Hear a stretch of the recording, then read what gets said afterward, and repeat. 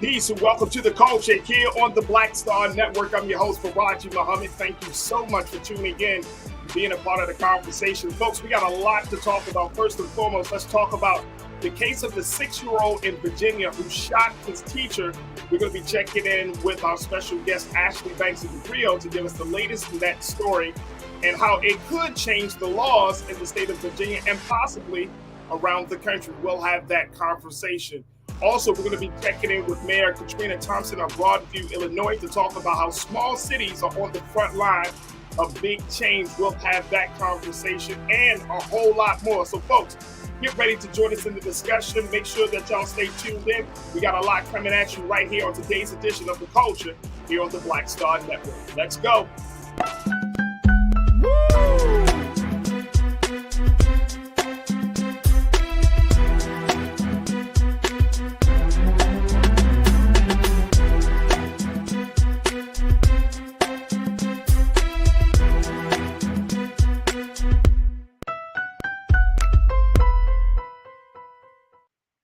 All right, folks, welcome to the show. Welcome to the show and happy Wednesday. Thank you so much for tuning in to The Culture here on the Black Star Network. I'm your host, Farajii Muhammad. Thank you.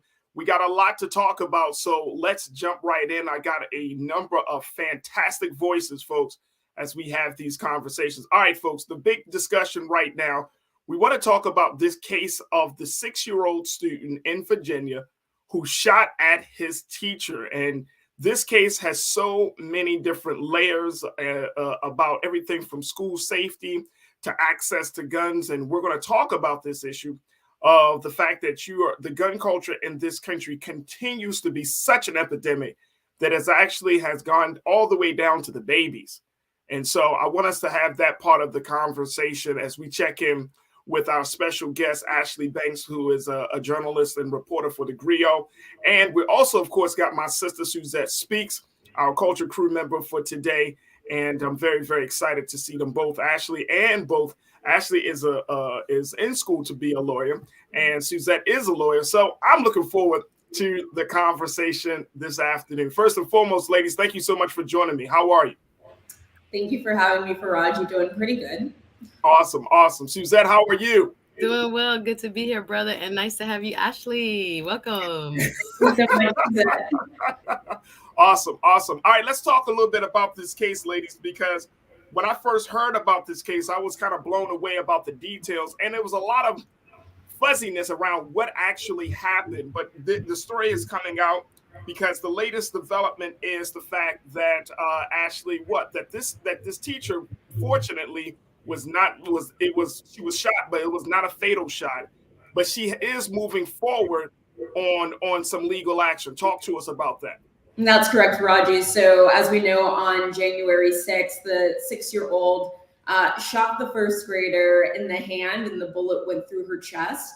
The teacher was hospitalized for about 2 weeks, but she's been released now. She still has to undergo physical therapy, and her lawyer has spoken and said she's going through psychological changes and challenges as well. But recently, the new news is that the teacher has filed a suit against the school district, citing that this could have been prevented.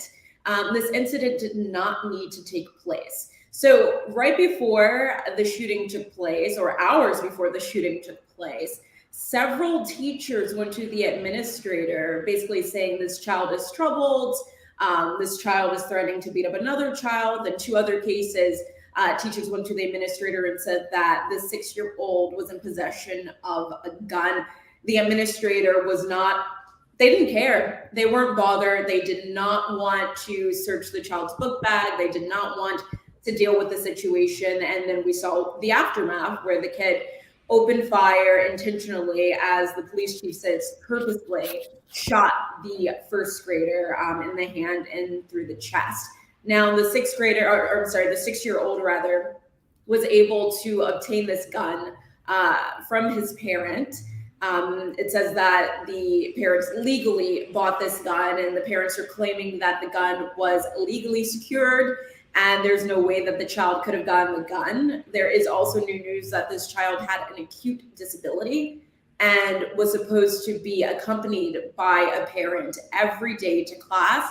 But for some reason on this day, the child was not accompanied by a parent. So I find that to be very interesting. But just back to the point of why this first grader is suing the school, it's simply the administration did absolutely nothing and left the teacher stranded, essentially. If it worked for another teacher who heard the shooting taking place and came to apprehend the student, who knows what could have happened after that?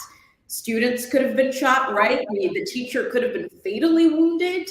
Other instances could have taken place. It could have got even further than what we saw. But this is a situation that could have been prevented. And now the school has implemented some security measures, essentially, where now they're saying there's going to be a full-time security guard on campus. There's going to be a fully staffed front office, and they're going to have metal detectors. And they're also debating whether students should be carrying clear backpacks so that they can see at all times what these kids are carrying into the school. And today, the school board is actually voting on whether the superintendent should be removed from his position. And if he is, there is going to be a separation agreement and a severance package, which a lot of people are like up in arms about. But Farajii, as we know, the superintendent is not the only one that should be blamed in this situation. Several teachers went to different administrators raising alarms, right? Raising these red flags about this one student, and simply these teachers were ignored. And so I believe that there are other people that should be held responsible. And in terms of the parents, right now, no one has been charged, and it's not clear whether they will be held responsible for the 6-year-old getting access to this weapon. All right, so a couple of things, Ashley, and then Suzette, I want to get your take on this, but a couple of things. One is that I've read that there were 3 warnings on the day of the shooting. 3. And that essentially, like you mentioned in your reporting, that they just felt like they weren't bothered. Why was that? Why didn't they take? Was there any indication in the story as to why those administrators or those of staff members did not take those warnings seriously? It's not clear, but I did read a quote, which from one of the teachers who came to an administrator in the hours before the shooting. And the administrator said, the day is almost over. Why bother? I'm not sure if I'm not going to make excuses, but I'm not sure if the administration was overwhelmed. It is clear that they want a fully staffed front office now. So maybe there weren't enough hands on deck and they could have felt like they were stretched.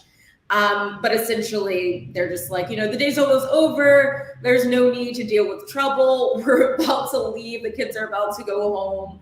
Let's just leave this for another day or another administrator. But there's no excuse for that. If somebody is saying to you, or a teacher rather, one of your teachers in your school may fear for their lives or the safety of their students, you need to take that seriously.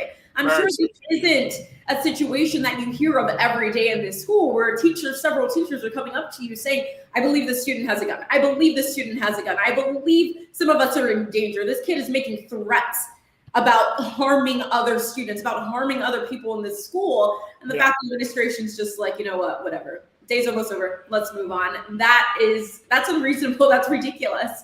And more people need to be held responsible for this situation. Very quickly, Suzette, before we take our first pause, I'm wondering, this sort of kind of like negligence from the staff is not something that's uncommon, unfortunately. You would think that in a time where we are seeing a lot of mass shootings, and we reported on here on this show, based on the new numbers, that just in the first 3 weeks of 2023, we have over 36 mass shootings, now 37 with this latest one with 7 people in California, outside of the 10 that were just killed just a few days ago. So you have 37 mass shootings happening in this country. You would think that at the moment somebody says gun and student, that it would just sound the alarm, especially given what happened in Uvalde, Texas. Well, we definitely have to wait until the facts fully unfold. And I think based on Ashley's reporting, based on what the attorney for the teacher says, there was warning. There was an alarm, if you will, set off by teachers and Right. that administration allegedly ignored them. I'm sure they're going to come with a different set of facts or try to defend what they did or did not do. So I would say we are going to have to wait until both sides get to kind of plead their case in a court of law. Yeah, I definitely would agree with it. We got to take a quick pause, ladies, but when we come back, I want to get your take on how we are looking at this gun culture in America, folks. There are so many guns, and unfortunately, we're seeing in cases like this where babies are finding guns in their home and wherever their parents are putting them, getting access to them, and bringing them to public places to harm other folks. Folks, we have a very, very real problem with guns in our country. And it's not just with adults now, it's down to the babies. We want to have that part of the conversation. So folks, stay with us, join us in the discussion, post your comments in our chat as we're streaming live on YouTube, Facebook, and of course, blackstarnetwork.com. And let's continue the conversation when we come forward. Stay with us. It's The Culture here on the Black Star Network.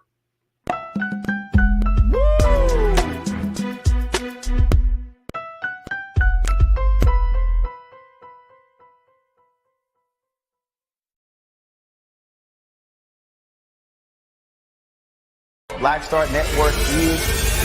Oh, no punch! I'm real revolutionary right now.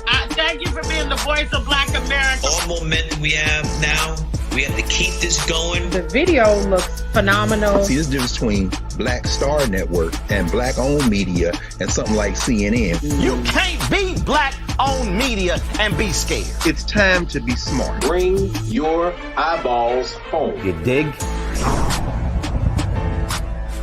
When you talk about blackness and what happens in black culture, you're about covering these things that matter to us, speaking to our issues and concerns. This is a genuine people-powered movement. There's a lot of stuff that we're not getting. You get it, and you spread the word. We wish to plead our own cause.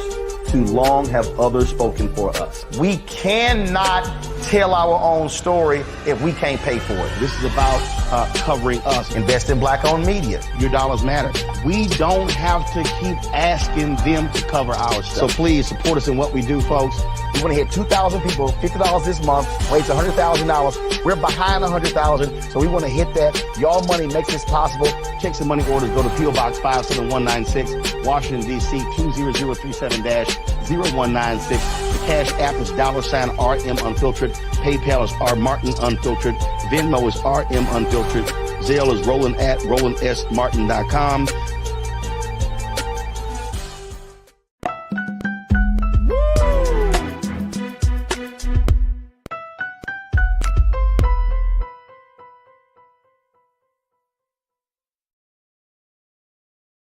Folks, welcome back. We've been talking about the case of the 6-year-old student in Virginia who shot at his teacher. It was not a fatal shot, but it was a shot that certainly damaged the teacher psychologically and, of course, physically. But this was the case where the 6-year-old was able to have access to a gun, bring it to school, and during an argument with the teacher, shoots her right there on school grounds. Now, I've been talking to Ashley Banks of the Griot, who's to have our culture crew member, Suzette Speaks, TV host and attorney in Florida, and talking about the implications of this case, especially around the conversations about gun culture and so much more, and of course, school safety. So Suzette, and Ashley, getting back to this piece that, if we, Suzette, you said we got to get all the details of the case, right? Yes.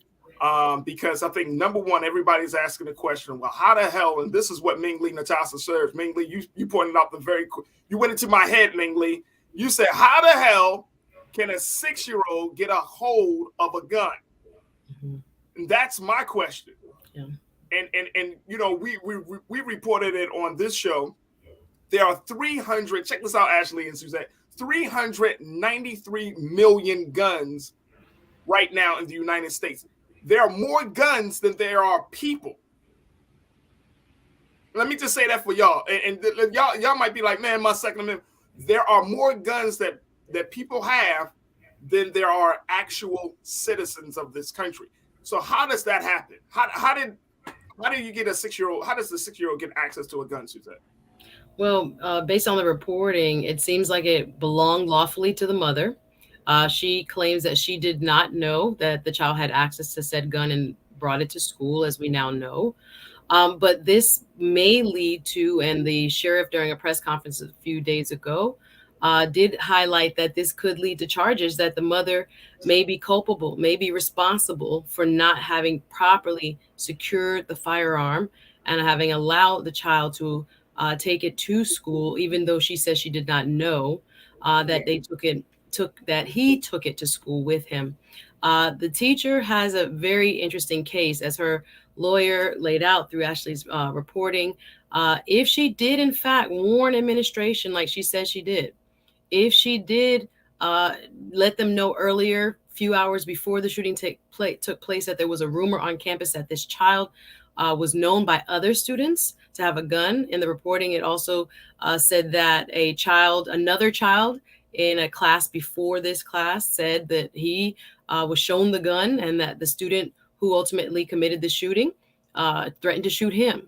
And if these warning signs were in fact parts of what took place leading up to this teacher being shot, this school, and even possibly the school board, any other entities that this attorney could possibly hold liable, could possibly face real charges for what is really going to be what you call negligence. So this is bringing us into what is called tort law. I don't want to give the lawyer 101, but a tort is any incident or lack thereof that creates an injury or harm that ultimately can be found as a liability under a court of law. So if they omitted, if they did not act, and this teacher said she warned administration, or others at the school warned administration, there is going to be an issue here. Now, there's also their side, which did state in the reporting that they searched the bag at one point of the child and did not find a weapon. Now, again, all of these are allegations. We do not know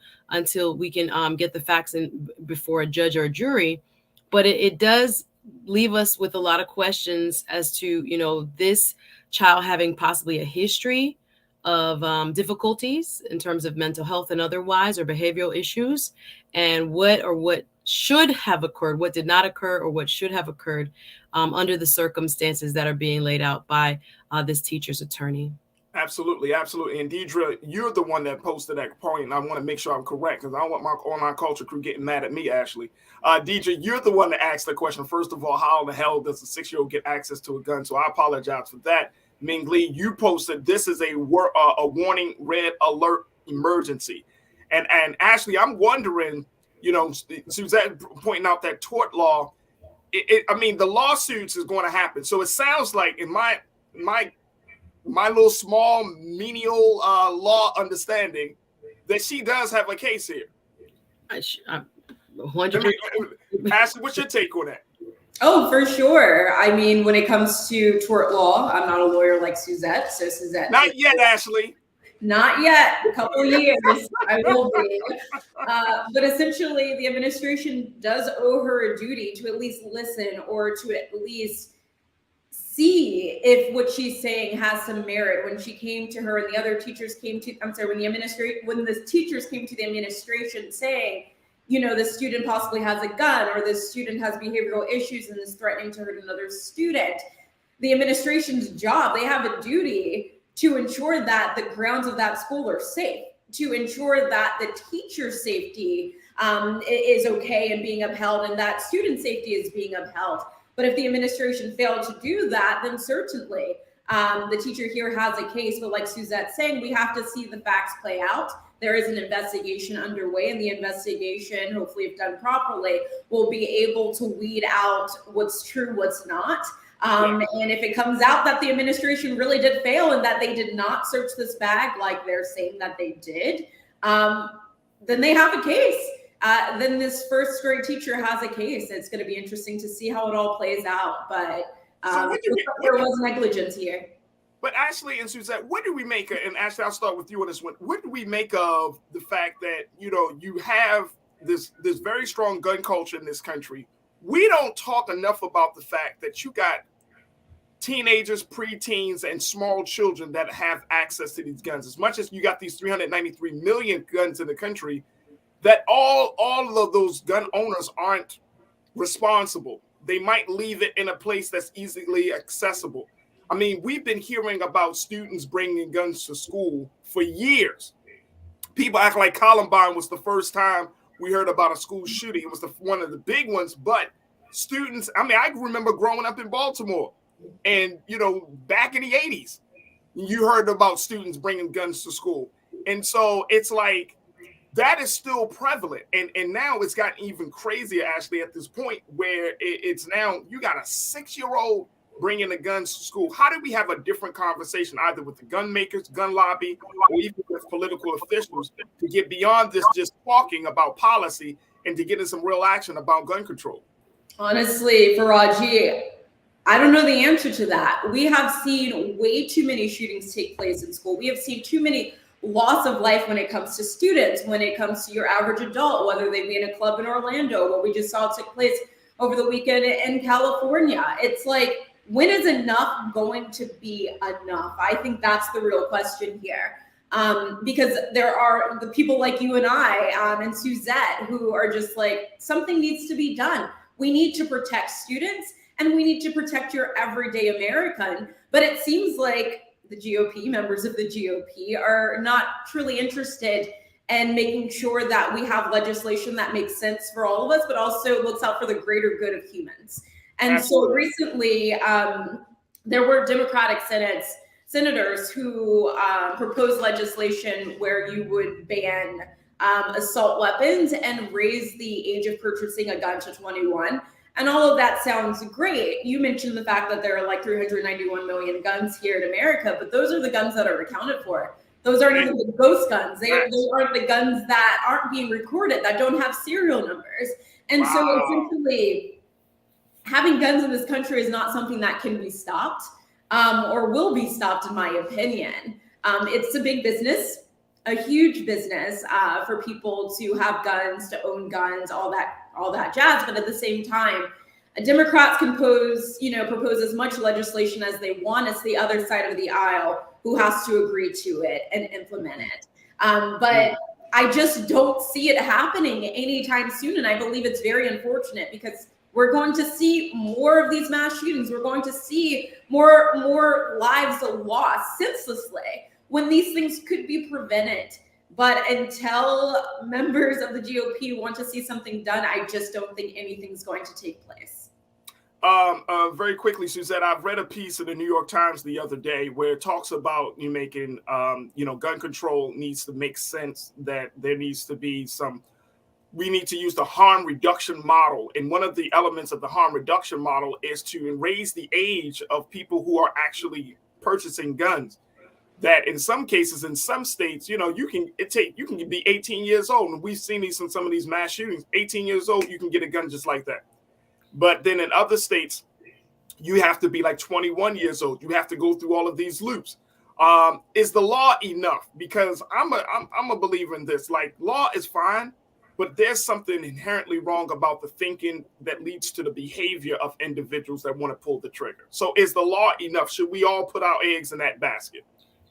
I think it is a strong mechanism that we are not really utilizing on a national basis. I think the issue becomes, as I think it was Gavin Newsom, governor of California, pointed out, California has one of the most strictest gun law frameworks in our country, but you can go across the border and drive down to Arizona or another neighboring state to buy your gun if you so choose. So I think what's lacking here is a national framework where Congress has instituted these age restrictions or other means of background checks or red flag laws or whatever, so that we have more tools, law enforcement have more tools, and quite frankly, judges, because there can be injunctions as well when people are mentally ill.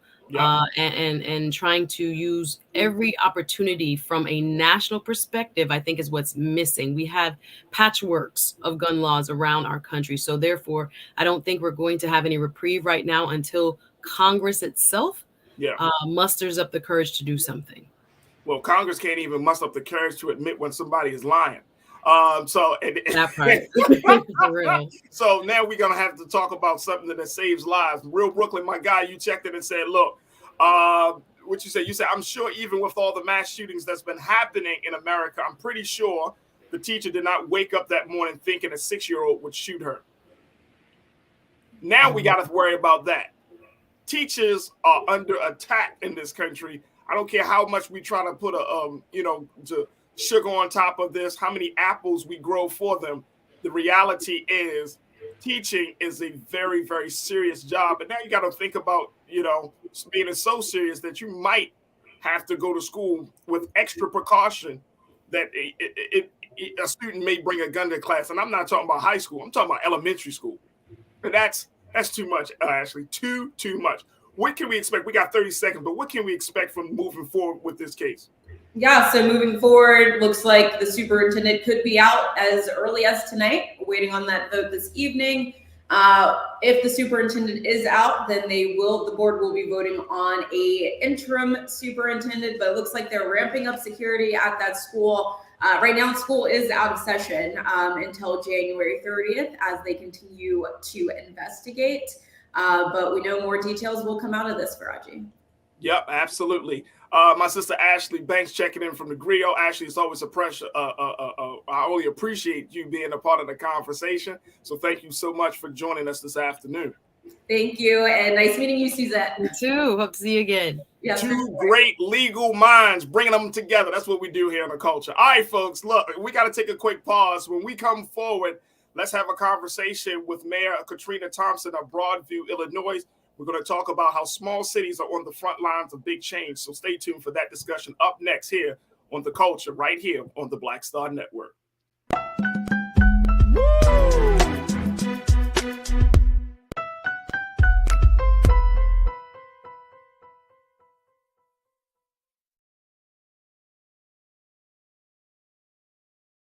Hatred on the streets, a horrific scene, a white nationalist rally that descended into deadly violence.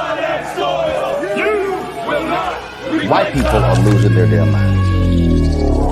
As an angry pro-Trump mob storms the U.S. Capitol, we're about to see the rise of what I call white minority resistance. We have seen white folks in this country who simply cannot tolerate black folks voting. I think what we're seeing is the inevitable result of violent denial. This is part of American history. Every time that people of color have made progress, whether real or symbolic, there has been what Carol Anderson at Emory University calls white rage as a backlash. This is the rise of the Proud Boys and the Boogaloo Boys. America, there's going to be more of this. Here's all the Proud Boys, guys. This country is getting increasingly racist in its behaviors and its attitudes because of the fear of white people. The fear that they're taking our jobs, they're taking our resources, they're taking our women. This is white fear.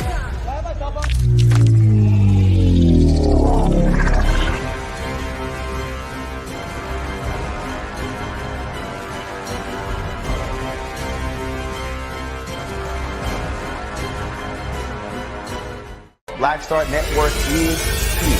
Oh, no punch! I'm real revolutionary right now. Thank you for being the voice of Black America. All momentum we have now, we have to keep this going. The video looks phenomenal. See, there's a difference between Black Star Network and black-owned media and something like CNN. You can't be black-owned media and be scared. It's time to be smart. Bring your eyeballs home. You dig?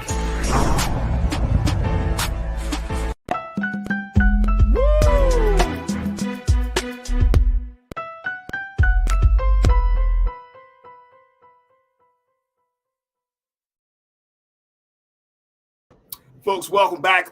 We are now going to shift gears from talking about what's happening in schools to what's happening in cities across the country. Now, last week we had an opportunity just for a few moments to talk to one mayor, our beloved sister, Mayor Katrina Thompson of Broadview, Illinois, to just talk to us a little bit about what's happening. And she gave her take on the conversation about the fight against history and what we're seeing in Florida. Well, we brought our sister back on because we wanted to spend more time to learn about the work that she's doing in Broadview, a small city that is really on the front line of making big changes. And so we're welcoming back to the airwaves of Black Star Network and to the culture, our beloved sister, Mayor Katrina Thompson. Madam Mayor, good afternoon. How are you today?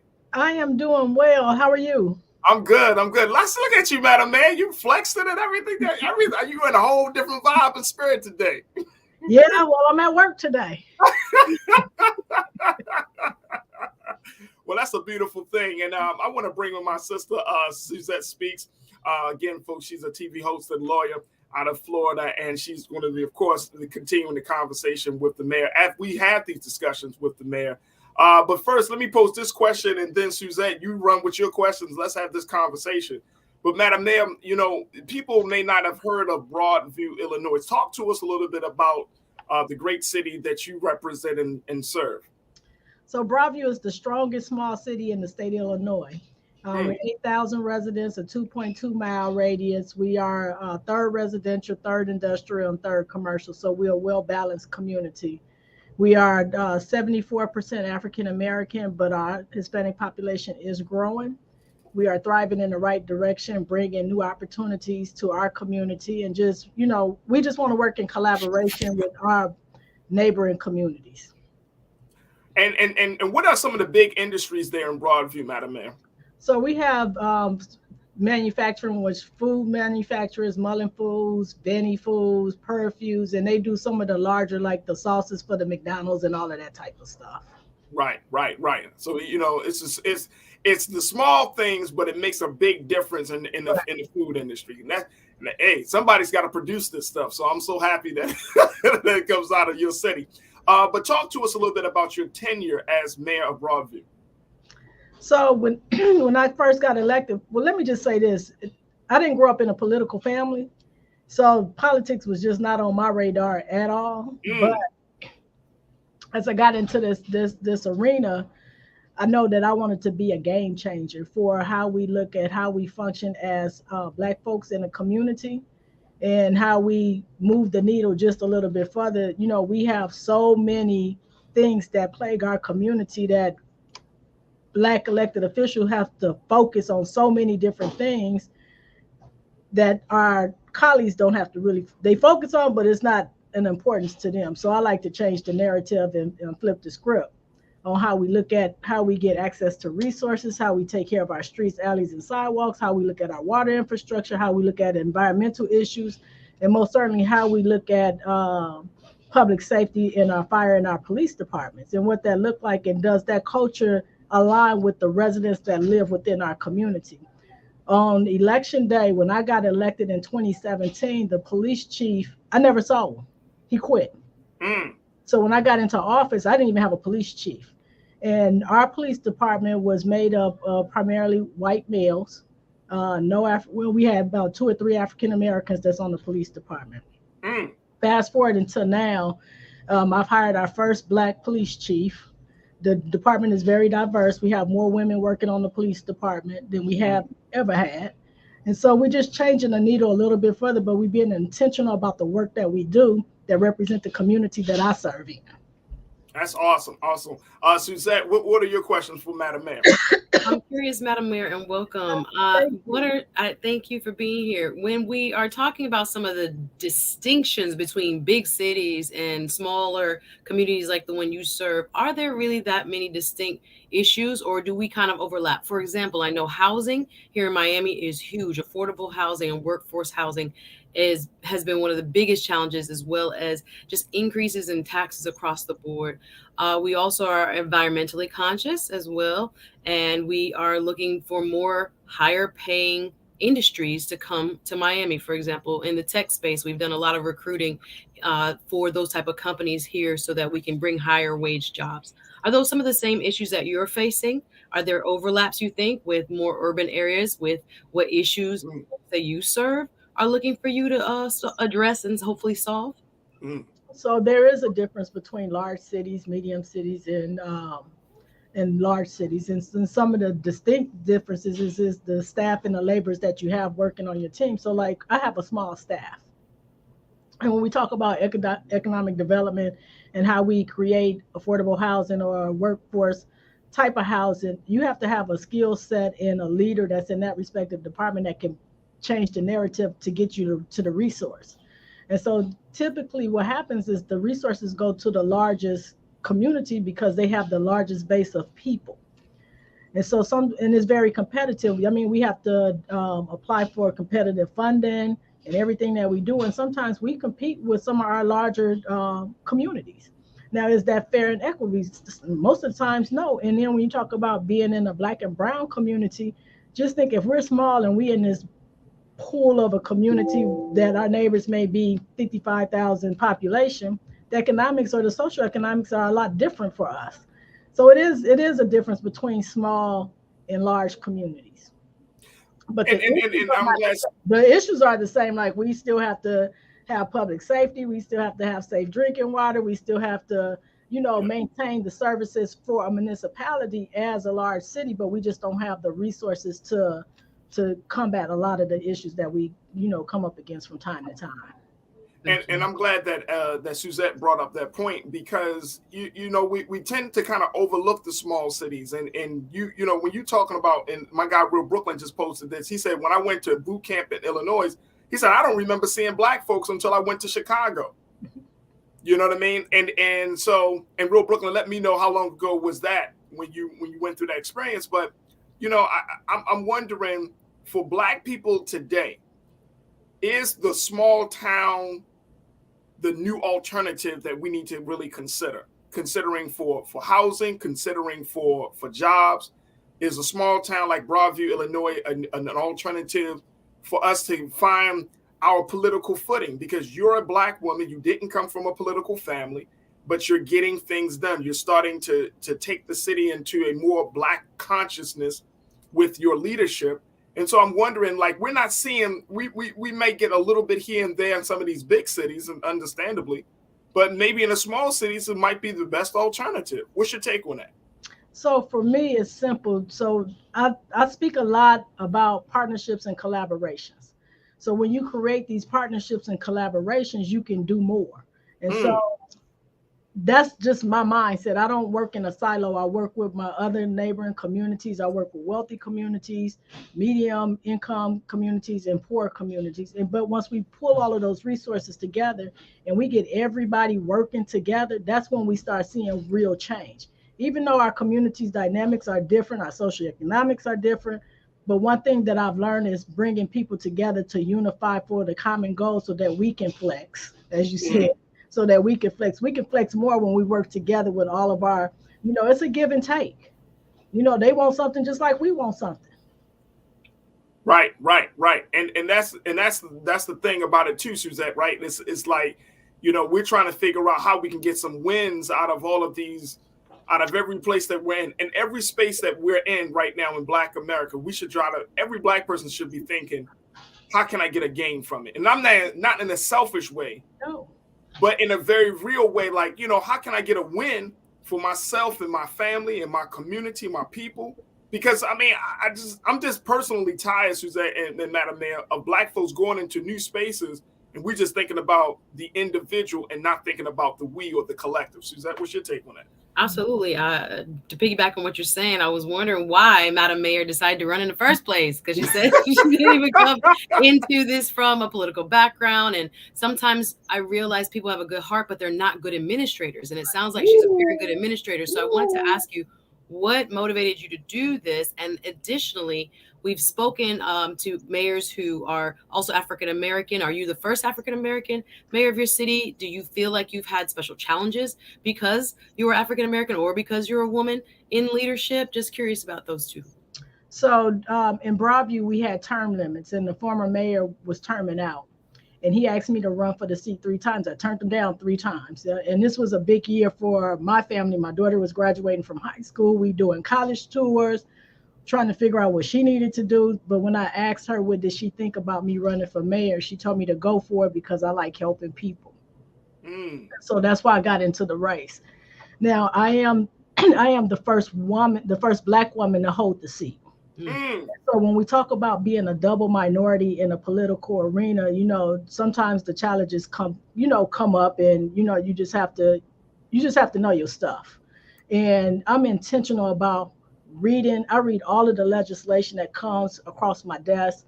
I don't have staffers to read it for me and then give me the talking points. I build my own talking points. I love it. I want to be intentional about the message and how I feel and the people that I represent. They elected me to do a job, and I'm here to serve them at the highest level of excellency, especially being a Black woman, of what we have access to. So when we start bringing all of these resources together and we start sharing and communicate and not getting in our feelings or, you know, and all of these things, you can do a lot of great work. But then you get some that, like you said, they get into it for the wrong reason. They think the job is easy. It's not easy. It's a 24/7 position, depending on what activities are going on. But I take care of myself first because I love me first. And I serve a God that put me in this seat. And I do not want to displease God in everything that I do. So I make sure that I'm always focused on what my spirituality is and what I'm focused on. And I listen to the people. Like I have listening sessions where people call me and to give me ideas. I can't do this work by myself. I have an awesome administrative team. I mean, when I say awesome, they are awesome. And we share ideas and concepts. And it's not just all about the mayor's seat, because what happens is you get this role and all eyes are on you, and it is a seat of power that I didn't even know about, but it is a seat of power. But I don't want to flex on that power, and I'm not serving the people because I want the people to have the power to control the seat.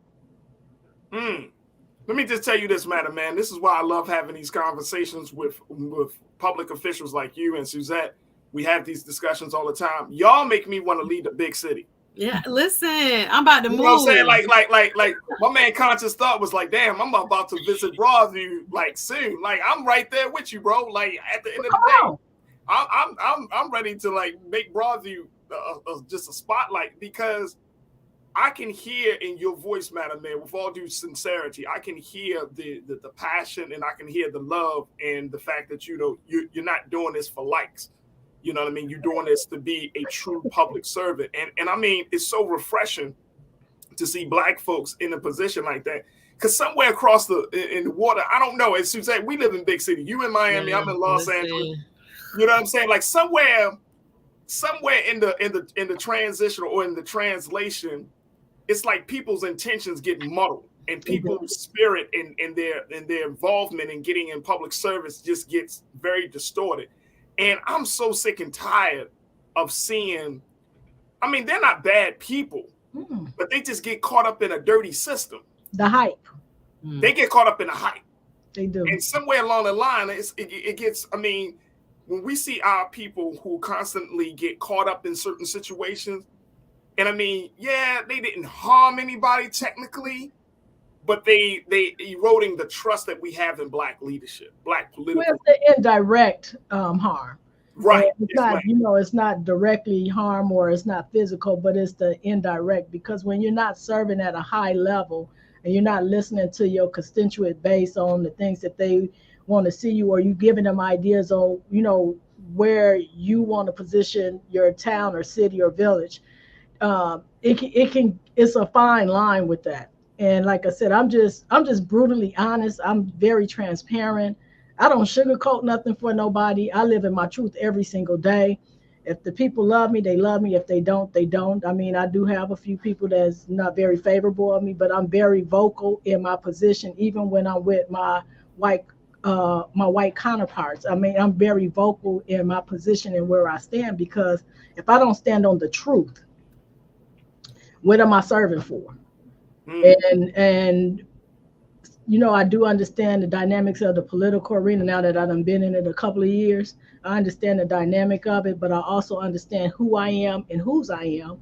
And I represent, I'm Black, and I'm unapologetic about that. I just cannot live in a space where I can't have self-identity or celebrate my culture or my people or elevate them and give them accolades when the accolade is due, or the children that go to our local schools, they should be happy to see someone like me. I mean, I just signed up for our local school to be a substitute teacher because our reading scores are low in that school. And I know if they see somebody like me that's showing them the love that they need to get them to the next level, I got to do whatever it takes to have a well-educated community where they can go out into the workforce and say, I did that. There it is. Look, we got to take a quick pause, Suzette. We got to get our ticket soon. Listen, I'm about to go visit. I'm serious. I'm like, wait a minute. Plus, they got that sweet small town values, I'm sure. And nice I'm born and raised in Inglewood, California. Oh yeah. So you know the big city life. You know what that is all about. That is beautiful. Look, we got to take a quick break. When we come forward, we're going to get some questions from our online culture crew as we continue to talk to Madam Mayor Katrina Thompson of Broadview, Illinois, talking about small cities on the front line of big changes. Folks, join us in the discussion and stay tuned. It's The Culture right here on the Black Star Network.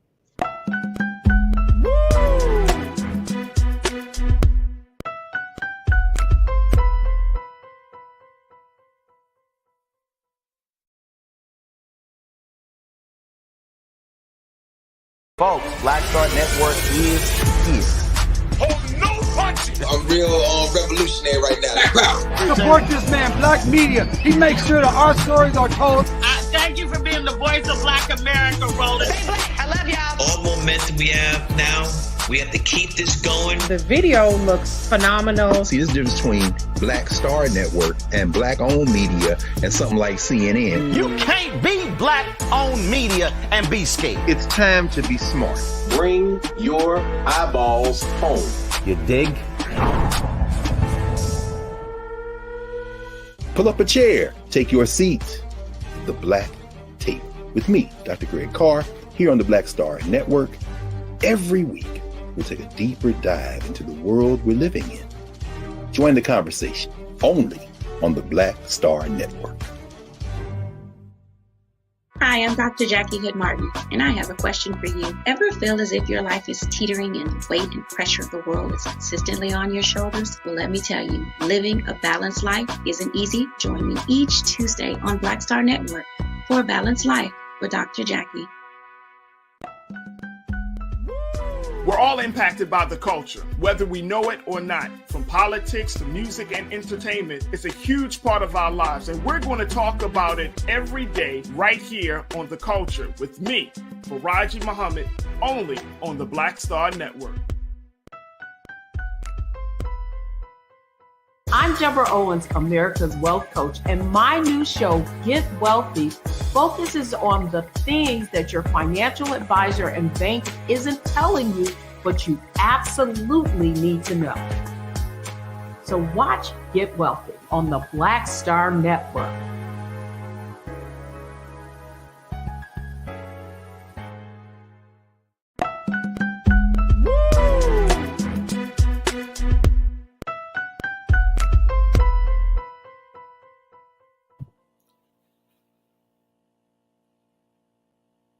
All right, folks, welcome back to the show. We've been talking to Madam Mayor Katrina Thompson of Broadview, Illinois, as we're talking about some of the things that she's confronted with and some of the triumphs that she's been able to make as the great mayor of the small city of Broadview, Illinois, where we're talking about small city on the front lines of big change. Let's bring Madam Mayor back into the frame along with my sister, Suzette Speaks. Madam Mayor, when we talk about this, and we were kind of briefly discussing this level of excellence that Black folks who go into office have to be, and there are countless stories, unfortunately, of Black political officials, whether they're on a national level, state level, even on a local level, that seem to get into office, and then next thing you know, their passion fizzles out, their pockets get fatter in some cases. And more importantly, we as the people, the constituents, we still feel like, we're left with, uneasy feelings about Black folks in office. What are you doing in your city that help keep people to be trustworthy, that can trust your leadership, to feel like, this is a woman that is that has character, that has a certain moral compass and values. How are you able to do that? So for me, it's just real easy. Like I said, I have 8,000 residents, so I'm small enough to touch every household. And even when I'm not campaigning, I'm still knocking on doors, checking on seniors in the local schools, checking on our children, being out in the community at community events when our Parks and Recs have events. I want to be that person that when it's time for people to vote for me, it's not when I need they vote. It's they know who I am. And I always said, as long as I've been living here, that I never wanted to be the elected official that only wanted people vote and support when it was time to campaign. So they see me all the time. I mean, my residents, they have my cell phone number. They can call me. Social media, I'm engaged on social media with the community. You just have to be accessible. And I just want to be accessible, but I also have a private life too. And I'm real clear in that, you know, even though I'm in the public eye, I still have the right to have a private life. So I share what I want to share when it comes to my private life. And I'm unapologetic about that as well, because I have a choice to share what I want. Now, what's public is public. And I'm happy that I have residents that honor that, and they respect me enough to honor that. I do. That's awesome. That's awesome. Suzette, does this and now Suzette, share your thoughts about, you know, this idea of Black folks and Black in political leadership, because this is something I think that even though we kind of talk about, we only talk about it in light of when something crazy happens. Mm-hmm. Yeah, I want to ask you about that, Madam Mayor. Like, do you have maybe a mentor or someone who was able to help you? Or I want to know a little bit more about your background in terms of your ability to manage, you know, several different, it sounds like departments. It sounds like maybe you're a strong mayor. Correct me if I'm wrong, where you make the executive decisions for the city. You're not run by a city manager. Mm-hmm. So you have the say-so in the hires and the fires and the police chief and what's going on in fire. Or I don't know if you have a fire department and other things. How did you develop your skill sets? So what happens, I think, sometimes, Farajii, sometimes I don't believe in this across the board, wait your turn philosophy, but I do think we need to prepare ourselves for these moments. And when we're not prepared, sometimes that's when we kind of fall into possible, unbecoming scenarios. Where, and I'm trying to be politically correct here, but things that kind of get us in trouble, whether intentionally or unintentionally. So how did you prepare? Did you have mentorship? Did that come from you working, you know, in corporate America? Like, where did you develop and hone your skills so that you were ready on day one? So, so that's a really good question, because I've had several mentors that have coached me over the years, and for the past 25 years, I've been in executive senior level management. So I've developed those skill sets over the years of my management style, my leadership style, having a formal education, got a couple of degrees. I put that working with the students in the classes and stuff. I put all of those things together to make it work. And then and I have to say this, I'm just a generally nice person. I mean, I don't care what you look like, what your sexual preference is, religion, background. I don't get involved in that. I just care about if you care about people. And I also care about if you care about my people. That's big for me. Absolutely. And so I do have a mentor. I have our senator. She's the Senate Majority Leader, Senator Leifer. She's mentored me through this political side of things as it relates to local government, state government, and tapping into some of the federal stuff. So over the years, I've had great mentorship. The Speaker of the House is the first Black speaker for the state of Illinois, Chris Welch. He has been a very good mentor to me. I mean, he was the one who actually taught me how to campaign, what I need to do, what type of clothes I need to wear, how long to stay inside a resident when I'm outside in the frigid elements of the weather here in Illinois. So I've got a great circle of people around me, and I know that I can pick up the phone and call them, text them if something controversy come up, or if I just need to chit chat or get something off of me. Absolutely. I don't hold those things. I like to get it off of me so that I can move on. Okay. Now, Madam Mayor, Pauline Hurt, and thank you for the answer to that question. Pauline Hurt checked in and said, how many law enforcement officers do you have on your force? So we have currently 28 sworn officers. Our goal is to get back up to 37 sworn officers. Wow. And when you say smart officers, that different from what we see as the traditional police officer? No, small. Oh, small officer. Mm-hmm. Okay. All right. Awesome. Talk to us a little bit about the relationship that your city has with the largest city of Chicago. How far is Broadview from Chicago, and what is that relationship like, especially even the relationship that you have with your state capital?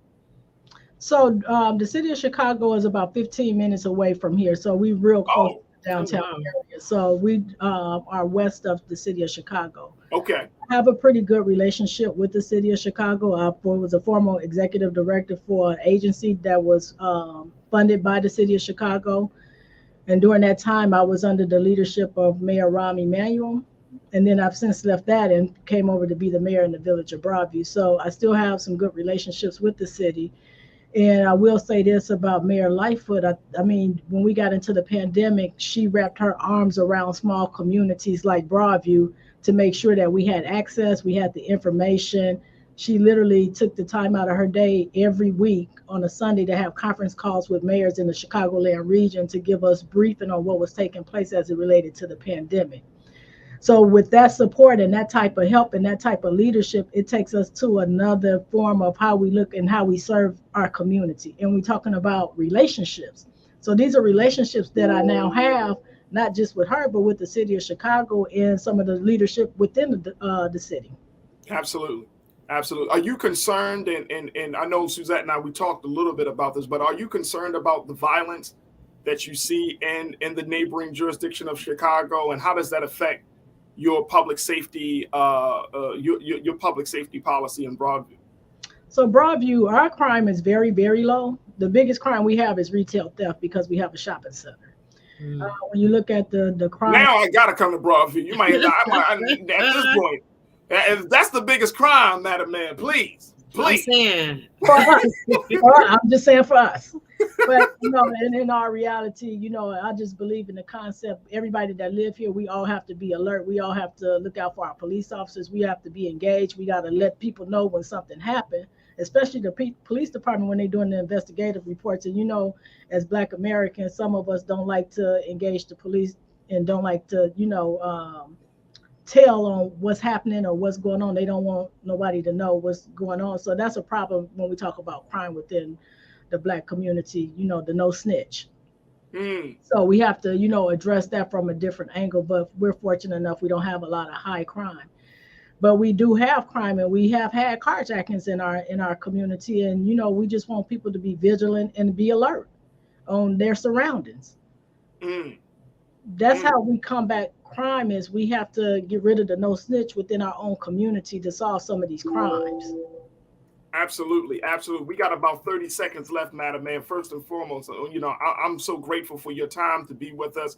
Talk to us, put it out there in terms of why Broadview, Illinois is such a special and unique place.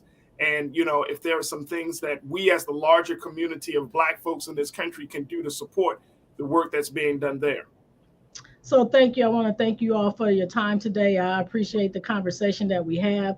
I've always said it when I got into office, I gave us a hashtag Broadview Strong because I sincerely believe that we are the strongest community in the state of Illinois. We have broken down so many barriers as it relates to health initiatives. We started the Tour Day Proviso, which creates health and wellness, transportation, and tourism within our community within the Proviso Township.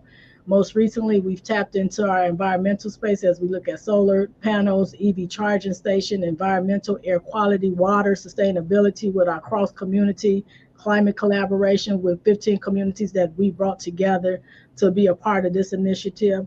And most recently, I'm just super excited about the topic of mental health. My team and I was in a training today. That's why I'm dressed down, but we were in a training today talking about youth mental health and being trained on how we can address the issues because we rely so much on the professionals that we don't have access to, but we should be the ones that could intervene or intercede to save somebody's life from them committing suicide. So my team have taken an adult mental health training as well as the youth. We wrapped it up with the youth today. So I'm pretty excited about the work that we're doing in the village of Broadview to help our community. But not only that, when we're not in Broadview, we are also able to help someone else.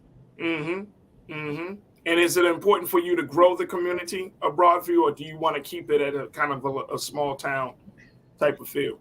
Well, I wish we could grow, but we are landlocked in the village of Broadview. So, we probably cannot do no more than probably 9,500 to 10,000 residents. And I'm happy to share the space because we have a large workforce base. So people have to have somewhere to live. They can live in the neighboring towns that we border with, but they can come to Broadview and work, and we're going to love them just like they live here. There it is. There it is. Suzette, what does that sound like to you, ma'am? I know we got to listen. I'm gonna have to pack my bags and go check out Bethune.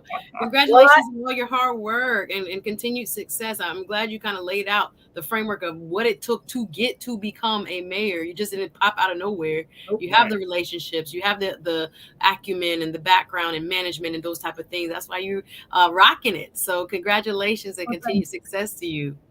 Thank you. Well, you all are more than welcome to visit anytime. I'll make sure that you have all my contact information, and let's stay connected. I think it's important that we have conversations like this as we talk about Black leadership and how we change the narrative to take it to the next level, but not leaving anybody out and not being, exclusive or inclusive to any race of people, but just letting them know that we're here and we standing on the principles that our ancestors founded us on. So I'll stand on some strong shoulders, and I'm not. Absolutely. And it's not no back down time right now.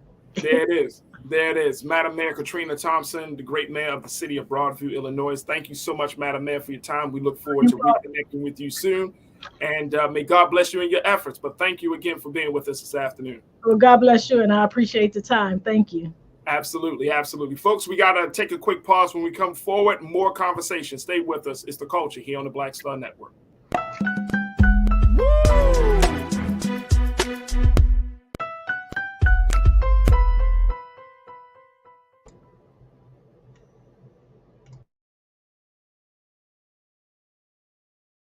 Black Star Network is here. Oh, no punch! I'm real revolutionary right now. Thank you for being the voice of Black America. All momentum we have now, we have to keep this going. The video looks phenomenal. See, this difference between Black Star Network and Black-owned media and something like CNN. You can't be Black-owned media and be scared. It's time to be smart. Bring your eyeballs home. You dig?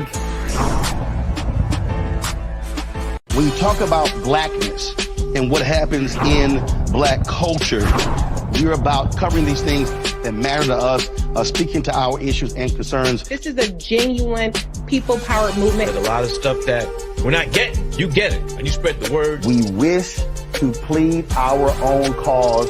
Too long have others spoken for us. We cannot tell our own story if we can't pay for it. This is about covering us. Invest in Black-owned media. Your dollars matter. We don't have to keep asking them to cover our stuff. So please support us in what we do, folks. We want to hit 2,000 people, $50 this month, raise $100,000. We're behind 100,000, so we want to hit that. Y'all money makes this possible. Checks and money orders go to P.O. Box 57196, Washington, D.C. 20037-0196. The Cash App is $RM Unfiltered. PayPal is R Martin Unfiltered. Venmo is RM Unfiltered. Zelle is roland@rolandsmartin.com.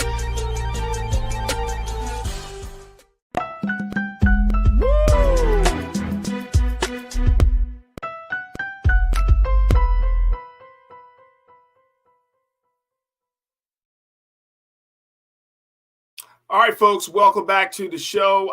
Just want to make a quick announcement before we move on to our next conversation. I want to let you know, folks, that Black Star Network can now be found on Amazon. Folks, if you thought that these conversations were just going to stay limited, you are sadly mistaken. And we're now streaming live right now on Amazon Fire TV. All you got to do is say, Alexa, play news from Black Star Network. And guess what?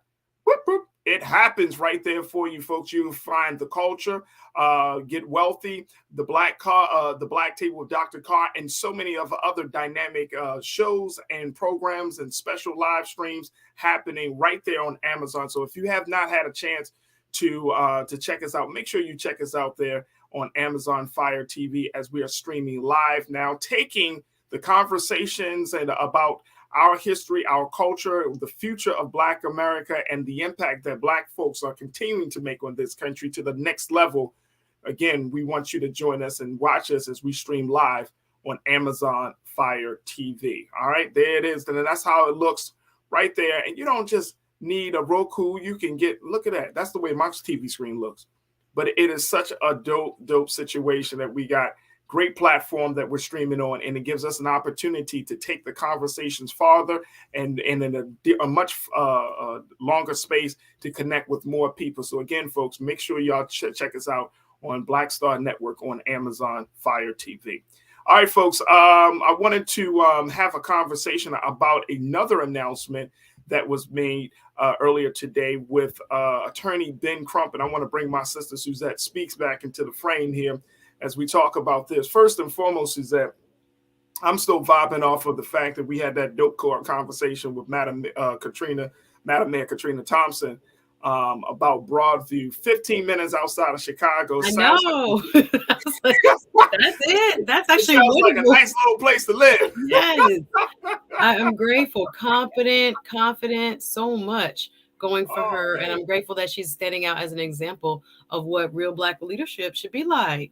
Absolutely. And I honestly thought she was going to say, "Oh, we're about like 2 hours away." That's what I thought too. She down the street. I'm like, minutes, I was like, maybe we could go to Broadview. No, that's amazing. Cool. But you know what, though? I found like even in LA, there are like a lot of smaller cities outside of Los Angeles, right? That are, once you drive through them, you're just like, oh, you don't even know. Yeah. Small town feel. You still got the amenities of the big city, but it still has a small town feel. So I'm definitely feeling that. But I wanted to talk about this case that attorney Ben Crump has decided to announce. He announced this earlier today, which is that he has officially filed a lawsuit against the state of Florida, particularly against Florida Governor Ron DeSantis. What's the word that you've been hearing about this? Ben Crump is now on the case to fight against the Florida governor for, this exclusion blocking of Black history. Yeah. Yes, and rejecting African American studies. And I don't know if Keena, if we can pull up any of that press conference or anything, but just let me know if we can get it. But I'm interested. This is your neck of the woods, Suzette. Absolutely. I couldn't wait till we get on this because I am very, very what should I say, invested in what is happening. Of course, many of you have seen that headline that the College Board has put a proposal forward to offer a different type of AP class, another of its many, in African American studies, and that our governor and the Department of Education has rejected said course, saying that it lacked, quote unquote, educational value. Now, of course, we have a legal framework in place. We have a law, it's known as the Stop Woke Law, where the state legislature, the state house, and the state senate has passed that prevents any teaching in a classroom that will make one of a race who is the same race as some past transgressor feel uncomfortable. It's very vague, it's very broad. And most of us who watched that kind of come down the pike in 2021 knew that there were eventually going to be, and there already have been, legal challenges to this law. But now here it is being used as a tool to stop AP African American studies. I want to kind of suggest that everyone go look at this press conference that Ben Crump had. I was so hyped, Farajii. I'm not going to lie. I'm hyped right now. Okay. I was watching it on Ben Crump's IG. His IG live was also, along with several local outlets carrying it live as it was held in the Florida Capitol. But there were several leaders, in addition to 3 plaintiffs, and I want to call out their names. One is a 10th grader named Elijah Edwards, an 11th grader named Juliet Heckman. She goes to Leon High School up there in Tallahassee, along with her classmate, Miss Victoria McQueen, who was also an 11th grader at Leon High School. And when I saw them, I was like, Lord, thank you. The future is very bright, because in order to file the lawsuit, you have to have standing, right? You have to be directly impacted by the actions of the State Board of Education or the governor. So they needed 3 brave young people to step forward, and these 3 have chosen to become a part of history. So Ben Crump, along with his legal team, had, again, a very successful press conference earlier today around 1 Eastern. He and I think it was like three other attorneys spoke, including other state representatives. Shout out to State Senator Chevron Jones from here in Miami, as well as State Senator Rosalind Osgood from up in Broward and Fort Lauderdale. He was surrounded by a multitude of racial backgrounds, leadership, leadership positions, as well as ethnicities, etc. What I saw on the IG Live and what you can see on YouTube was that there was solidarity and allyship across the board, which is super important to defeat this type of draconian measure that's basically trying to tell people what they can and can't learn in Florida schools. So, we're working to see if we can just play a little bit of this presser, but I'm wondering, when you handle a character like Ron DeSantis, you got to fight fire with fire. You got to be very politically savvy. How much, and I mean, you can keep it 100 with us, Suzette, how much of a difference will this lawsuit make, even with the powerful name of a Ben Crump and with other, state and local leaders present? How much will it really make in the larger conversation of what Ron DeSantis is imposing on the school system in Florida? If I can keep it real, I think I want you to keep it real. I think he's enjoying it. I think this is a benefit to him because it keeps his name in the national spotlight. To have someone of the stature of a Ben Crump file a lawsuit, have a press conference on your doorstep right there in the state capitol, and kind of rallying this diverse, multi-ethnic, multiracial coalition to quote unquote stand against, or I want to say fight you. You think of yourself as kind of, I want to say like almost like I don't know who's the Goliath, but the David and the Goliath kind of allegory. I think he sees himself as standing on what he thinks is the right wing's desire for this, I guess, erasure of all things quote unquote woke. But we know woke has been used as a synonym, not in the act itself, but just in terms of how it's being used in the public discourse for many times anti-Blackness, meaning that you cannot say anything about the accurate history of what took place in America. And so when he has this opportunity now to kind of be in the bullseye of such a legal heavyweight such as Ben Crump, I think he's probably counting it as a win, honestly, because of the PR, because it puts him again in that national spotlight and allows him to remain in the news cycle for a little bit longer. And again, maybe for him, it may play a role in giving him a stronger position with his base and what he thinks they desire. So I think it will have an impact in terms of what hopefully the state Supreme Court, or if it makes it up federally to the higher levels of the appellate bench, what really needs to happen is that we need a ruling to say this is in fact, yes, an infringement on First Amendment rights of those students, of those who would teach these classes. We really need to hear from the judiciary if we're going to make any progress. And I do think that is a possibility with this lawsuit. So the other part of this is the fact that this is coming from the Florida Department of Education. And I would have thought, Suzette, this would have been they would have been less biased in this, that they represent educators and teachers, right? And I think I read in another report where the teachers union down in the state of Florida are like, I don't know if they're divided over this or if they're kind of lockstep with the governor's efforts, but it seems like they are just kind of rubber stamping instead of saying, hey, Mr. Governor, this is not the right thing to do for the interest of education, versus the governor just using them as his political tool. How does that work out? Well, in Florida, it's all political, because when the governor takes office, he appoints the department heads, the Department of Health, for example, Department of Insurance, as well as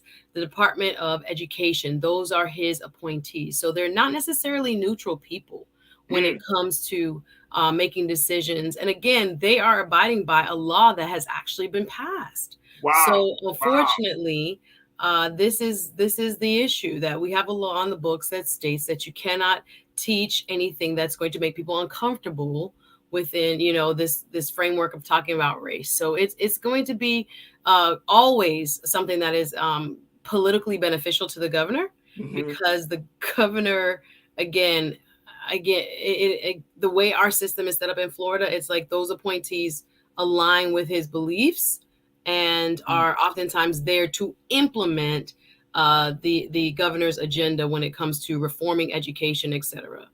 All right, so we're going to do this. We're going to take a quick pause. When we come forward, Suzette, we're going to play a little bit of what Attorney Ben Crump said today.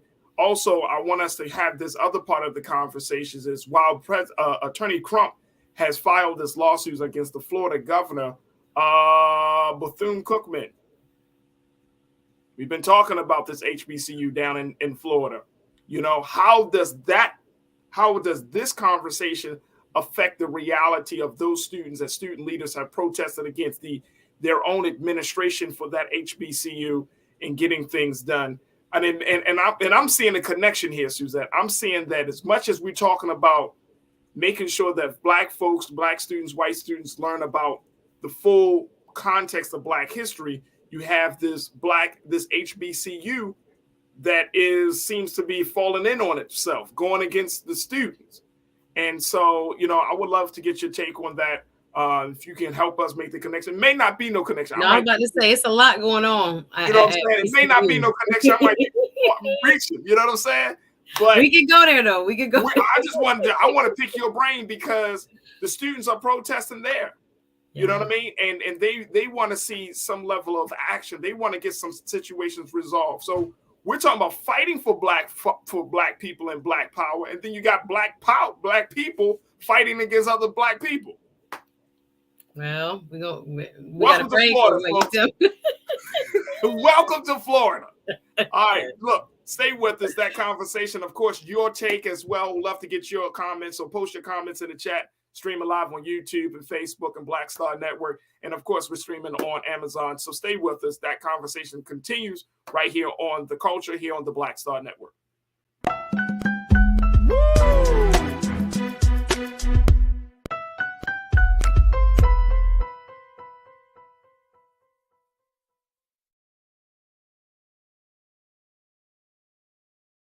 Hi, I'm Dr. Jackie Hood Martin, and I have a question for you. Ever feel as if your life is teetering and the weight and pressure of the world is consistently on your shoulders? Well, let me tell you, living a balanced life isn't easy. Join me each Tuesday on Black Star Network for a Balanced Life with Dr. Jackie. We'll laugh together, cry together, pull ourselves together, and cheer each other on. So join me for new shows each Tuesday on Black Star Network, A Balanced Life with Dr. Jackie.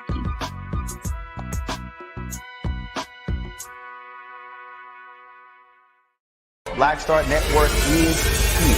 Oh, no punch! I'm real revolutionary right now. Thank you for being the voice of Black America. All momentum we have now, we have to keep this going. The video looks phenomenal. See, there's a difference between Black Star Network and Black-owned media and something like CNN. You can't be Black-owned media and be scared. It's time to be smart. Bring your eyeballs home. You dig?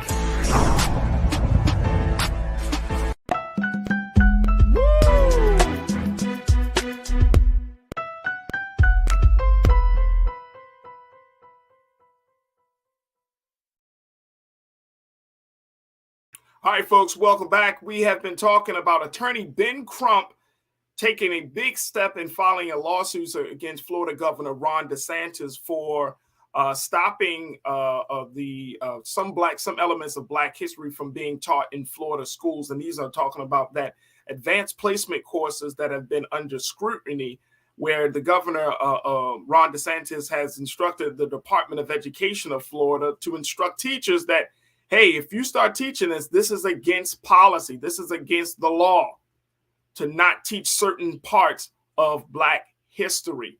So Attorney Ben Crump and other state leaders, Florida leaders, have decided to say enough is enough.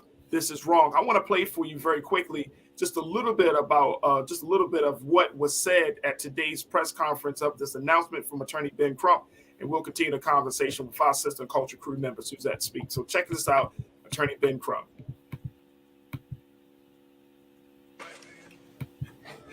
thank you all for being here, especially to the leaders, the clergy, and to all of the activists in the community who said, hell no. We have to remember that it's so important, this cause, this fight, so much is at stake. I'm Attorney Ben Crump, along with Attorney Craig Wisenhunt, and with Attorney Precious Chavez, and the NAACP, as well as the Lawyers Committee for Civil Rights. We're here to give notice to Governor DeSantis that if he does not negotiate with the College Board to allow AP African American Studies to be taught in the classrooms across the state of Florida, that these three young people will be the lead plaintiffs.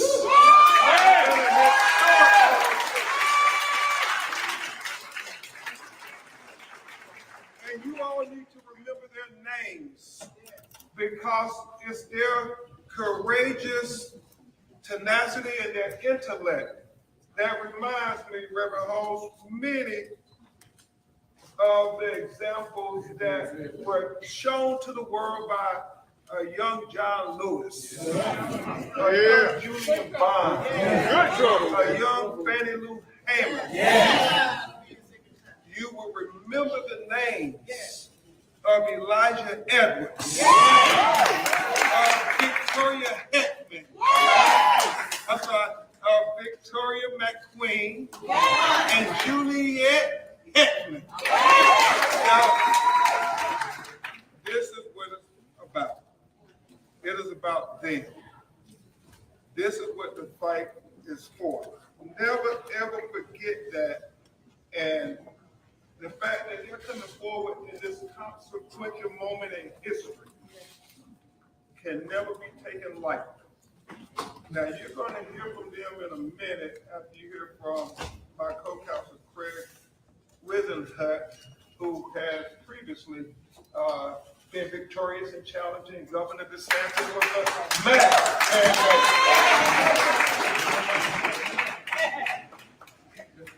But I think Senator Osgood, I do think it's important, though, that we remember what Farajii Woodson, known as the father of Black history, said. He said, a race, if a race has no history, if a race has no worthwhile traditions that are respected and taught to the youth, it becomes a negligible factor in the thought of the world. And it stands in danger, Senator Jones, of being exterminated. And so the question really is this, brothers and sisters.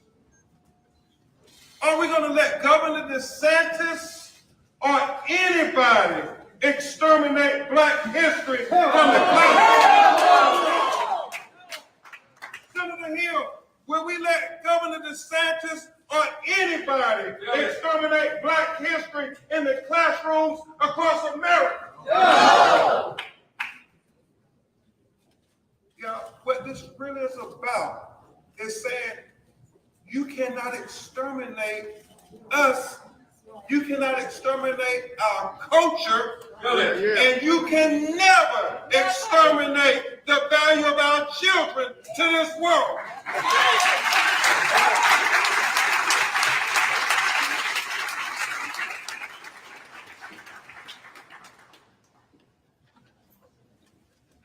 Governor DeSantis, are you really trying to lead us into an era akin to communism that provides censorship of free thoughts. Oh yeah, that's where you're trying to go. Or are we going to make sure that Governor DeSantis understands that we will stand on the American principles of the free exchange of ideas, whether those are ideals and culture of European history, whether those are ideals and culture of German history, whether those are ideals and culture of Japanese history, whether those are ideals and culture of Brazilian, Canadian, everybody who is here in America, you have a right to have your culture, your history respected and taught to the children of America. Yeah. Attorney Ben Crump, that was from a press conference earlier today in Tallahassee, Florida, the state capital. And Suzette, you know, now I was taking a look at Attorney Crump's IG page, and he's saying that, you know, if the governor continues to go down this path, and this is what he said on his IG, so I want to make sure that this is clear. But Attorney Crump said, if DeSantis continues down this misguided path of censorship, we will have no choice but to take legal action. So is that to say that legal action has not officially been taken, that there hasn't been something filed, or is that to, you know, I want to make sure that we're clear. Yeah, what I think it is, and based on what I heard throughout the press conference, is that if the governor does not engage the college board, then they are prepared to file this lawsuit on behalf of. So they're just announcing that they're preparing to file a lawsuit. Yes, but I think they're giving him like another chance or one more try to engage and fix it, so to speak. And if not, they're going to move forward. So this is interesting because I mean, and I know some of our online culture crew members, they were asking like why we are not seeing even more people kind of signing on to this. I mean, especially for Attorney Crump, he didn't just say black folks. He said, you know, Japanese and an Asian American community. He brought to, of course, he said white community. But should we expect this rainbow coalition to stand behind Attorney Crump's announcement? Should we expect that? Absolutely. I think if you are looking at his legal team, I think one of his attorneys, perhaps I don't want to make an assumption, is of the Jewish faith. His one of his if you watch it, the second person that spoke on the tape during the press conference and made the legal arguments, one of the plaintiffs, I will note, Miss Juliet Heckman, happens to be a white young lady who is also a plaintiff because she wants to learn more about African American history. If I look at some of the most popular AP classes, did you know that you could take AP photography, among other history, AP United States history, European history? It seems as if there are arguments to be made whether this is disparate treatment under the law, right? Whether people with different backgrounds are being treated differently by applying a different standard to what is deemed to have educational value. And again, that mixed with the Florida legislation called Stop Woke is what the court will have to decide upon. But to answer your question, I do think if you saw throughout the press conference, it was probably about 45 minutes. There were many people of various backgrounds present. And again, the plaintiffs are diverse as well, an African-American man, or boy, I think he's 17. Yeah. 2 17-year-olds and I think a 16-year-old. Yeah. So yes, I do expect if I see the trend that we're experiencing in Florida when it comes to these type of issues, we do have a diverse coalition that show up.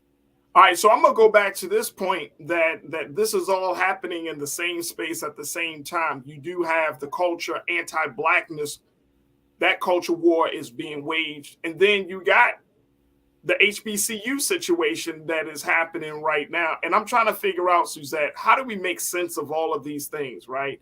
Like, how do you make sense that, yes, the governor wants to restrict these AP courses, But then at the same time, you got Black folks, Black leadership at an HBCU that seems to be negligent of the students' needs and their health and safety and well-being right there on campus.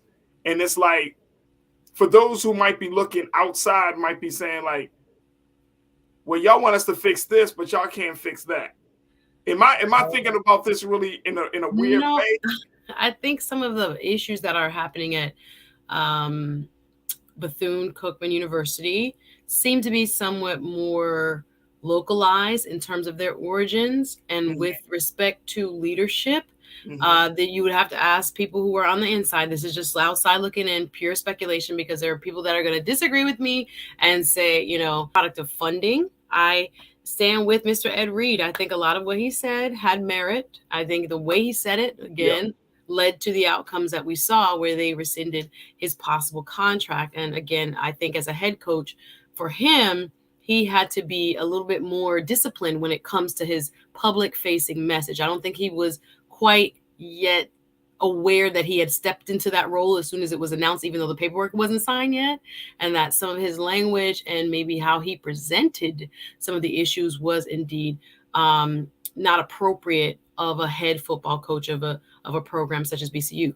I will say, I do think that many who are involved, and I'll kind of leave my sources to remain anonymous, are really having a problem with the management of the BCU board, saying that there are internal problems, internal struggles that are not new, and that even having an interim president for more than 2 years is a sign that something is wrong in terms of day-to-day management, and that falls in the hands of both that president. But again, if you're interim, you really cannot move too swiftly or too strongly, because you're trying to keep your job, because you're still in the application process, so to speak. Right. So you have a board of trustees, and again, I am not, again, going to disparage anyone on that board. You have Judge Belvin Perry, who was the judge in the Casey Anthony trial, who is the chair. Now, I didn't know, I was doing my own little research, that he had actually applied to become the president of BCU, and it was turned down. So he is now serving as the chair of the board. So there are different factions within that board that seem to, be focused on things that are not necessarily where the student body wants them to focus. And I do think, again, this is not new. I've heard from growing up in Florida, you know, people going away to colleges and specific Bethune-Cookman College, as it was known at the time, and having issues with their dorms, having issues with administration and other things. So it might be a little bit more localized and systemic, as opposed to necessarily related to Mr. DeSantis or so-called funding issues. But when you are in litigation with your alumni association, when you are trying to stop, you know, those things lead to less funding, because you're not fundraising based on the people who actually went to the school and have a vested interest in the school. There are a lot of other issues, I think, kind of floating around. So I think it's a little apples and oranges, but I think locally there, we got to help as much as we can as a community to bolster them, but they also have to try to work, whether it needs some new eyes and some people that come in and consult, but they have to work on getting their house in order and deliver the best services, the best dormitories, and the best other, you know, facilities to their student athletes and to their students. That's just was what the basic requirements of what you're paying $20,000 or $30,000 for. So if they're having issues and they need help, I think that's something that we need to address, both within, you know, the state system, the state university system, but also locally. I think there are other issues going on there. I got another follow-up question for that, but when we got to take a quick pause. When we come forward, folks, we're going to have one more part of this conversation as we're discussing Attorney Ben Crump's move to possibly sue the governor of the state of Florida, Ron DeSantis, for the exclusion of AP African American Studies. We'll have that, and of course, we'll talk about these latest developments with the Bethune-Cookman University. So stay with us. We want to hear from you. Make sure you post your comments in the chat, and let's get a couple of comments from the online culture crew. And stay with us. It's The Culture right here on the Black Star Network.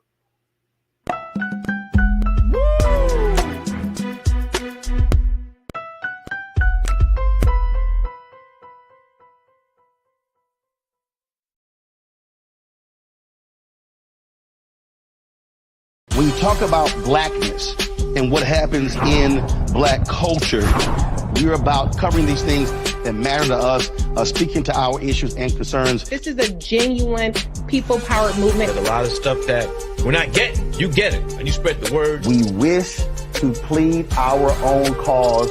Too long have others spoken for us. We cannot tell our own story if we can't pay for it. This is about covering us. Invest in black-owned media. Your dollars matter.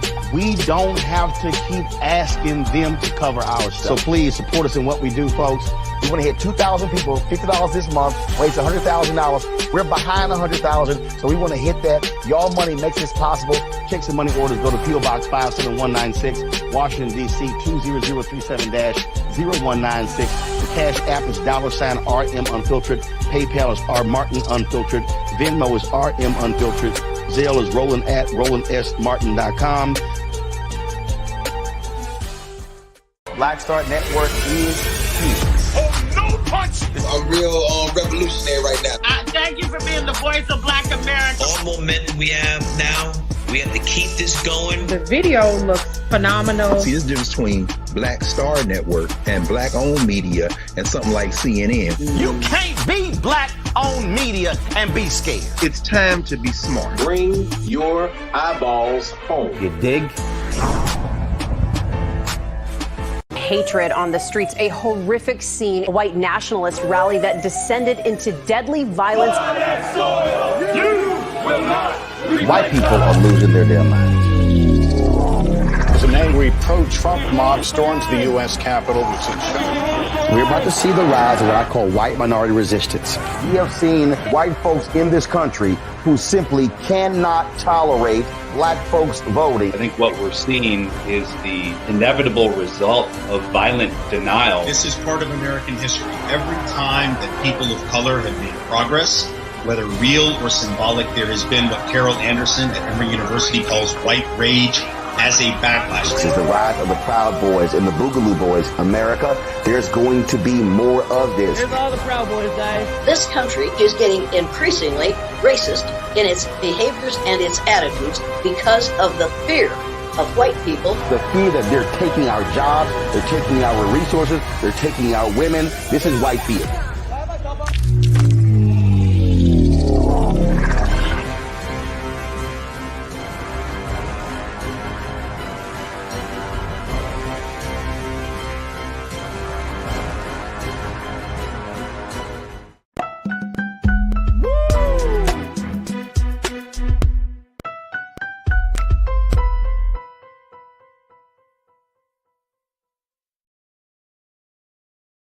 All right, folks, welcome back to the show. We've been talking about Attorney Ben Crump's latest legal move to possibly file a lawsuit against Florida Governor Ron DeSantis for his exclusion of AP Advanced Placement African American Studies courses, limiting the conversation and the curriculum of what's being taught about African American history as it relates to a number of topics from reparations to social justice issues. I've been talking to my sister Suzette Speaks, checking in from out of Florida to kind of give us some latest highlights and the latest developments of this effort and so many other things that are happening down in the Sunshine State. And folks, we want to hear from you. So make sure you post your comments in the chat section of YouTube and Facebook, and that way we can include your thoughts into the discussion. All right, let me go to my man Doug. Doug checked in and said, look, at Willie Frazier, my guy Willie, he was talking to him. He said, that's a complete different course, which it should be. Sex ed and African-American studies are complete different subjects and should be separate. This is one of the things that, and I appreciate you, Doug and Willie, for having a conversation. And I see a number of you are talking about, you know, the separation between the two. Because y'all remember yesterday I talked about how the governor in Florida said that, you know, queer theory, as they call it, queer theory and gender identity, those things being discussed as part of the overall curriculum of these courses. And we heard from Brother Michael in Hotep making a point that there were many topics that were a part of the larger curriculum that they call movements and debates. And so queer theory is one of those topics where they go into the history of the LGBTQ community. But we got to also understand, too, that that is part of Black history, as a lot of our notable heroes and sheroes, a lot of our great leaders were a part of that community. And so, you know, it still leaves open the conversation, or leaves open the door where we're asking the question, you know, how do we fit that part of our history into this larger mix? And this is something that I think needs to be determined by teachers and not by Governor Ron DeSantis. I want to bring my sister Suzette Speaks back into the fold here as we're having this conversation, because this thing continues to kind of go into a lot of different spaces. Janelle checked in and said African American studies primarily focuses on the study of the history, culture, and politics of the people. You can't talk about history of a people without talking about what makes people people. Right, Janelle? Right. Yeah, go ahead. Yeah, jump in. I'm going to jump in, and I love me some Doug. Doug is also a moderator on my YouTube channel. Shout out to Doug. Oh, nice. He's one of my bring best your folks over. I'm bringing this is love right here. He's coming to show love. He also sent me this clip with Governor DeSantis talking about this issue with why he did not support this as an LGBT and queer community curriculum being involved. But I also want to point people, and I wish I could give you this to put up, Keenan, as far as the Department of Education went point by point in the curriculum as to why they rejected it. So that was one, Doug, for sure. And that was a key talking point that Governor DeSantis used from his bully pulpit. But when it came to topics that would be covered, Black Lives Matter, or the movement for Black lives, there were many rejections from the Department of Education based on, and this is what they argue, the movement for Black lives is an organization with stated objectives that include eliminating prisons and jails, ending pretrial detention, and concluding that the quote war on Black, trans, queer, gender nonconforming, and intersex people is being waged. So they're kind of conflating an issue, I think, where they want us as a community to focus on, oh, this is why he doesn't want African American studies. Do not be fooled. It is also because the very basis of Black feminist thought. There's also 4.30. This is parts of what would be taught in the AP African American Studies program. Yeah. Reparations. Their objection to reparations being discussed. All points and resources in this study advocate for reparations. This is why they're against it. There is no critical perspective or balancing opinion in this lesson. So there are also other objections not mentioned within that press conference. And I respect you, Doug. I know you also going to do your research as well. But please look up. They went point by point in terms of the different topics and different headings that would be covered in this class. And there was way more to the rejection than just the queer or extension of any kind of gender studies within the curriculum. They objected to Black study and the Black struggle in the 21st century. They went by authors that they objected to within each component of the study. So again, I don't want us to get hung up on what may be the same. The Black struggle is not the same as the LGBT struggle. That is something that is really complex. There are lots of overlap because a lot of our key heroes in the civil rights movement happen to be queer. That's one thing that we're not necessarily acknowledging when we talk about, well, we got to separate. All right, I don't want to, let's have a history lesson here today, guys. So we have to really be careful that we're not being thrown a red herring so that we're hung up on, oh, well, that's why he didn't want it.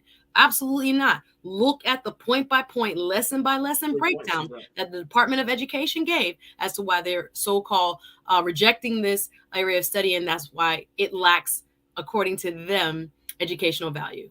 All right, so and I'm so happy that you made that comparison and really made that point because I think that's an excellent point. And I want to kind of go back to this whole Bethune-Cookman thing because for me, Suzette, I'm seeing that this effort to bring the AP classes is going to open up a conversation about the value of Black educational institutions. This is the connecting dots that I'm seeing here. Now, again, I could be really wrong on this, folks. I can be way off base here, right? But I just seem like, because I think this governor is super petty, that he's going to be like, oh, yeah, we're not going to do these AP courses. And while we're at it, we're going to reduce the funding even more for HBCUs in the state because they're putting out a political agenda. They're teaching their students this and that we don't agree with. And then he might look at the situation down in Bethune-Cookman and say, oh, and they have health issues. There's mold. This place needs to be shut down. Like, am I wrong in thinking that that one thing could lead to another in this respect, Suzette? I pray, Farajii, it doesn't. I pray, I pray it doesn't either. That it doesn't. However, whether you might be, I'm looking at petty DeSantis here. Listen, I think again, some of the issues within the leadership of BCU have brought this almost on themselves. Like, it was okay when it was kept quiet and students weren't saying anything. But again, I think in different circles, if you know people who have students here or are students at BCU, this is not new. And so a light was shown brightly through, Coach Ed Reed, and they really didn't have an answer for it except to say, there was a hurricane and the hurricane caused extra damage and they're still trying to deal with, these issues. I don't think that's enough of an excuse, hear me out, to kind of answer for the long-term issues that many have stated have allegedly existed there. So I do think, once that can of worms got open, and while we are also discussing, as you pointed out, based on the Stop Woke Act being passed in Florida, now the law of the land, that there can be more scrutiny, not only based on the educational curriculum, but now based on what we're seeing in the public sphere, that is open. Our issues are on Front Street, right? Yeah. I say our because, again, I want any type of protection for spaces where Black students can thrive and receive a proper education. But again, it seems as if, and that's why the students are protesting, not my words. I'm looking on the local news there, coming out of Daytona, coming out of Orlando, watching students say this is not what we're paying for. This should not be. So I do think they run that risk, Farajii. And that's Suzette, and that's the point. The point is that, like you just said in the beginning part of your remarks, that the leadership at BCU brought it on themselves, right? Like you and this is, look, man, we got to think long term. Like, I'm not just thinking about the short war, the short battle. I'm thinking about the long war. And when you're talking about dealing with the political climate that you're facing down in Florida, and I'm talking about just being Black, the anti-Black climate that's in Florida at this moment, then you got to think about, well, what's at stake? What could be on the chopping block? Okay, yesterday it's the AP courses. Today it might be something else. Tomorrow it might be something else. And there's, to me, it doesn't seem far-fetched that we might be seeing some very drastic moves, whether it's in funding of certain programs, whether it's in resource support of certain programs, whether it's in muzzling the voices of Black leaders, whether they're young or old. We don't know. I mean, we're just in that time frame in this country. And Florida is serving as the leader of the culture wars right now when it comes to anti-Blackness thought. Mm-hmm. Anti-Black education as well. Mm-hmm. Anti-Black education. Mm-hmm. You got this, they call it what y'all call it, the woke bill that puts you to sleep. Mm-hmm. It's cold language. Florida is leading the charge on it. And we talked about it in Missouri. It's happening. Texas is happening. Other states around the country are considering the same type of move as we speak. So I'm looking at like the pebble, like the impact of the pebble in the pond. It just creates a ripple effect here. And from that vantage point, how we need to get prepared. I'm just saying we need to get prepared in terms of knowing the information, knowing what's going on, which is why we have this media and that's why we're having this conversation. And then also prepared on, okay, what resources? Do we have policies to stop this from happening? Do we have organizations that are willing to organize and get on the ground to start building coalitions with people. Like, we need to figure it out, because we're sitting around waiting for, say, President Biden and Vice President Harris to intervene in a state situation. That's not going to happen. If we expect Attorney Ben Crump to intervene in a state situation, it's not going to happen. It's got to be the people that are impacted the most. Going back to that old thing, and I'm going to get you and let you speak on this. It goes back to that old saying that those closest to the problem are the ones closest to the solution. The people of Florida have to stand up and say enough is enough. Black people, white people, Latino people, the people of Florida, y'all going to have to say enough is enough. I agree with you on so many points you just made, Farajii. I do think this is why this lawsuit, to bring it full circle, is super important. If we do not draw a line in the sand now and have the courts determine that this, in fact, violates First Amendment rights and other arguments that are being made, we are going to possibly see other state leaders try us and try to promote or implement the similar type of policy and legislation. That's why this lawsuit is super important. We have to create a line in the sand, and hopefully we can do that through the court system. I will say to you, there is a lot of activism. When I look at Georgia and other states, I'm a little bit jealous, right? Sometimes I'm like, oh my God, they're really kind of awake when it comes to what's really happening. And I think the last election with Raphael Warnock and everybody, seeing the great chasm between Herschel Walker and Raphael Warnock really kind of galvanized people. I think sometimes here we have, and I will say, especially in Florida, when we're talking about politics, Democrats have suffered so many losses back to back when it has come to governor's races, when it has come to United States Senate, Miss Val Demings and others that many thought had more of a chance than what the polls showed when it came to the actual count on election day and the actual turnout, such that I do think there is more apathy in communities of color than there should be. Now, that's not the same across the board. Our Hispanic brothers and sisters are very much engaged, depending on the race and depending on the issues on the ballot. But I do agree with you with all the stressors when it comes to economics on our minority communities, when it comes to just surviving. Again, we don't have any type of guaranteed work here in Florida. We are at will employment. People can, so-called right to work means actually right to be fired. State, we have, again, some of the highest housing costs. I think Miami always makes the list when it comes to difficulty in terms of owning a place when you're making, minimum or even medium income wages. And when people are worried about the economics of their life, they're not necessarily, Farajii, immediately going to be able to engage politically. You got to have money to drive up to Tallahassee, right?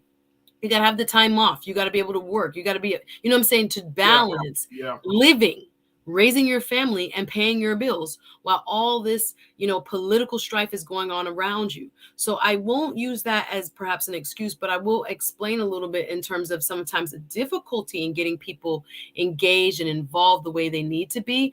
But notwithstanding, we have a lot of students. We have a lot of people who can afford to become more involved the way we saw in the summer of 2020, so that the governor knows, so that other lawmakers know that this is not what we tolerate here in Florida. Like, we say it a lot, but I agree with you. Looking around, sometimes it can be frustrating because it's like, oh, okay, we're all mad, or we all share the article online and we kind of talk about it within our own homes and our circles, but no one really, I think what's frustrating right now in politics is the people who seem to be further on the right are more committed when it comes to their cause, more open, more in your face, and more, driven to accomplish their goals than people that are more moderate. So I think we have to work on changing that as a community. Absolutely, absolutely, absolutely. Suzette, always enjoy having conversations like this with you. Always happy that you are part of the team here, keeping us updated. You are an essential